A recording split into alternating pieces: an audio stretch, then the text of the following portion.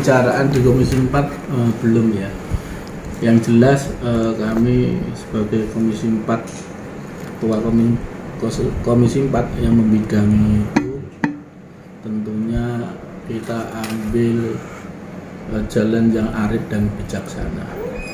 Artinya jangan sampai nanti ini merugikan di salah satu pihak, terutama guru ya. Karena apapun dari pemerintah, dari Pemkab juga harus mencari solusi.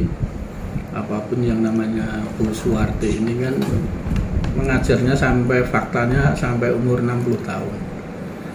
Nah, kalau memang itu dihitung dan harus mengembalikan, sehingga yang 2 tahun itu Bu Suwarti itu digaji dengan apa? Kan masih 2 tahun kalau dihitung 58 tahun sampai 60 tahun itu. Nah, dia diberi tanda jasanya apa? Nah, inilah yang menjadi permasalahan, sehingga ini harus ada titik temu. Yang penting tidak menyalahi peraturan perundang-undangan, sehingga yang namanya Ibu Suwarti ini juga tidak harus mengembalikan uang 160 juta. Saya kira kapasitas dia sebagai guru itu untuk mengembalikan uang segitu sangat berat sekali. 2 tahun sebelum mengembalikan seketika. Nah, itulah yang mungkin harus dicari solusi. Semuanya harus cooling down, melihat peraturan perundang-undangan yang ada, tentunya juga konsultasi dengan BKN. Nah, surat untuk diberikan kepada Suwarti mengembalikan uang itu memang itu kebijakan dari pusat atau Pemkab. Saya sendiri belum melihat surat perintahnya itu. Jadi karena Bu Suwarti juga belum mengadukan ke teman-teman DPRD khususnya di Komisi 4, sehingga data otentik itu belum kami terima.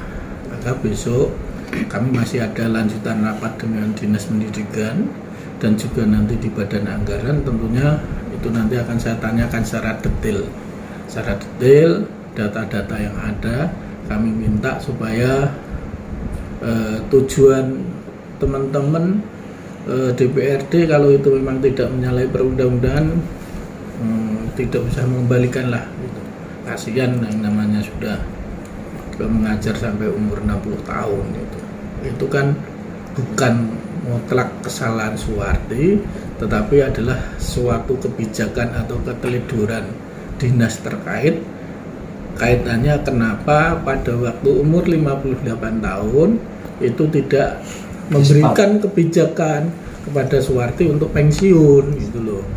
Maka dia kan tidak salah ini orang ini, karena dia juga fokus kepada pendidikan untuk mencerdaskan murid-muridnya, sehingga yang teledor ini adalah tentunya adalah pemerintah daerah di bidang tentunya pendidikan dan BKD.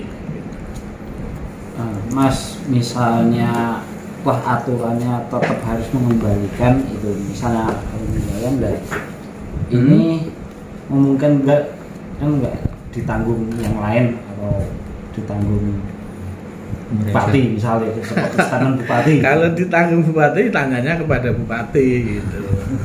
Nah, tapi nanti misalkan itu harus mengembalikan, dan kalau tidak mengembalikan itu sanksinya pidana, tentunya mereka juga harus mengembalikan.